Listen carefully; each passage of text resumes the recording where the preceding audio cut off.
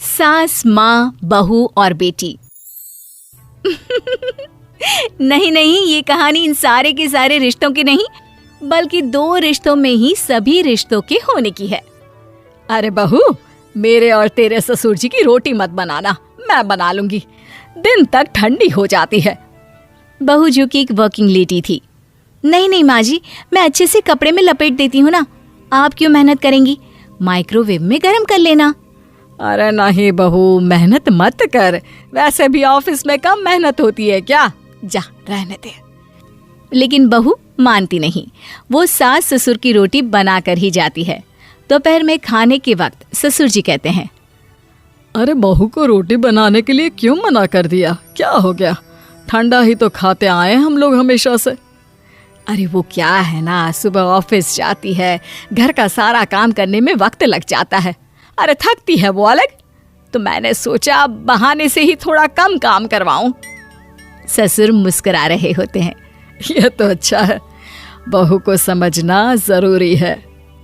वक्त बीत रहा था, घर में सब खुश थे कि एक दिन, माँ जी आप शाम को थोड़ा टहलने निकला करें, घर पर रह रहकर हड्डियां जाम होती है, पापा को भी ले जाया करिए, मैं वक्त पर तो आ जाती हूँ। बहू ठीक 5 बजे ऑफिस से घर आ जाती है, फिर चाय नाश्ता बनाकर सास ससुर के साथ बैठती, उन लोगों को सारा दिन का हाल बताती। रात को पति घर आता है। क्या बात है बेटा, ऑफिस से आकर कभी हम लोगों के साथ भी बैठा कर। अरे माँ, दिन रात काम करके मन ही नहीं करता, अगले दिन की फिर तैयारी होती है, आप और पापा ही कमरे में आ जाओ। इससे अच्छी तो बहू है, कितना भी थकी रहे, घर आकर हम लोगों के लिए चाय नाश्ता बनाना, फिर बातें करना। बहू ना होती तो हम बुढ़ा बुढ़िया तो बैठे ही रह जाते। सास और ससुर अब बहू के कहने पर शाम की सैर पर निकलने लगते हैं। सास की कई सहेलियां बनती है तो ससुर को भी कुछ बुजुर्ग लोगों का ग्रुप मिल जाता है। कैसा रहा सहेलियों के साथ शाम का वक्त? हम लोगों ने तो भाई खूब योगा किया। अरे हम लोगों को गप्पों से फुर्सत ही नहीं होती। वैसे मिसेस मल्होत्रा आज बहू के बारे में कुछ बोल रही थी। तभी वहां ऑफिस से बहू आ जाती है जो जींस और टॉप में होती है। क्या बात है माँ, क्या कह रही थी आपकी सहेली आपकी बहू के लिए?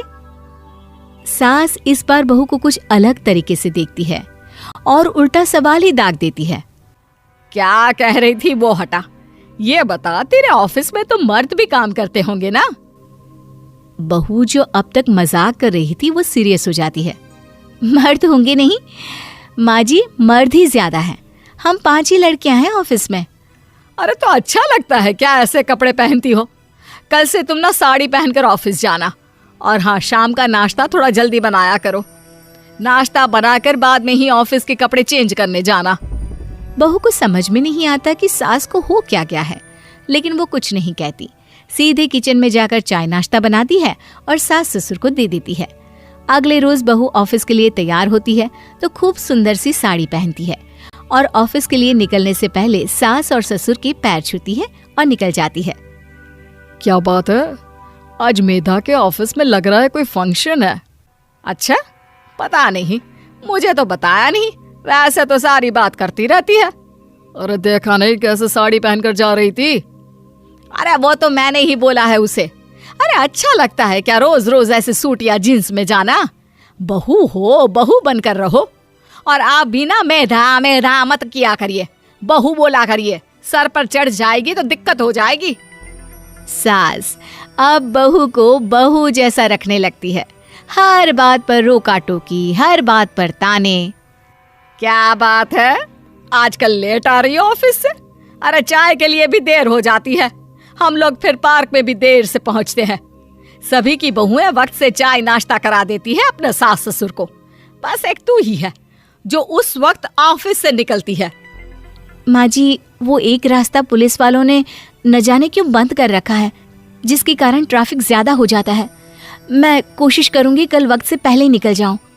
ससुर देख रहे होते हैं कि बहू अब परेशान सी रहने लगी है। एक रोज, मेधा, बेटी मेधा। जी पिताजी। बेटा देख जरा कौन सी टी शर्ट अच्छी लग रही है। वो क्या है ना, शाम को सब बदल बदल कर टी शर्ट पहनते हैं, मैं भी सोच रहा हूँ कि आज कुछ अच्छा सा पहन कर जाऊं। हाँ पिताजी, ये सही है। ये लाल वाली ना बहुत जचेगी आप पर। मेरे पापा पर भी डार्क रंग बहुत जचता है। क्या चल रहा है? अरे ससुर के सामने घूंघट तो छोड़ो, ऊपर से रंग बताया जा रहा है टी शर्ट का। अरे बहू, कोई संस्कार दिए नहीं है क्या तेरी माँ ने? बहू इस बार बहुत निराश हो जाती है। वो वहां से तुरंत अपने कमरे में चली जाती है। अब बहू घर का सारा काम करती, ऑफिस जाती, लेकिन साड़ी और सर पर पल्ला लेकर। एक बार पड़ोसन उनके घर आती है। वाह सुमित्रा बहन, बहू का तो रूप ही बदल दिया। ठीक किया, बहू बहू जैसी ही अच्छी लगती है। अच्छा चलती हूँ मैं। पड़ोसन के जाने के बाद सास बड़ी अकड़ के साथ कहती है, देखा मेरा कमाल, कैसे मैंने मेधा बहू को कंट्रोल में कर लिया। अब बारी ससुर के बोलने की थी।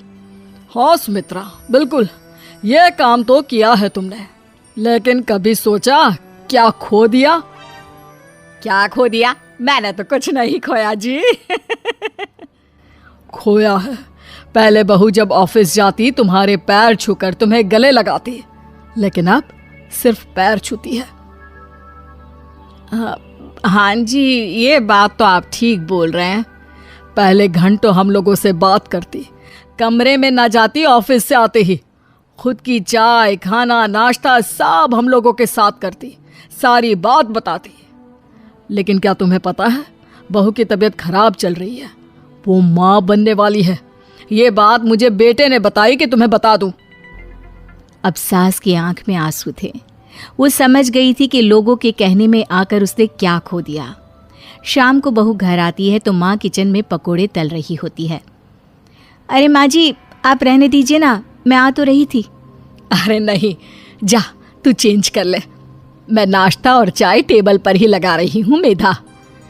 सास के मुंह से अपना नाम सुनकर बहू को बहुत अच्छा लगता है। माँ जी, कोई गलती हो गई है क्या? मेरे होते हुए आप काम करें, ये ठीक नहीं है। संस्कारी और समझदार बहू सास को माँ समझती है, लेकिन सास की बेवकूफ़ी उसे सास ही बनाकर रखती है। बहू, मुझे भी थोड़े संस्कार और समझदार बनने का मौका दे, जिससे मैं भी बहू नहीं बेटी को देखूं तुझ में। और हाँ, मेरा होने वाला पोता क्या कहेगा कि दादी ने तो मेरी माँ को बहुत परेशान किया। बहू सास को गले लगा लेती है। नहीं माँ जी, वो कहेगा कि माँ को तो दादी ने बेटी बना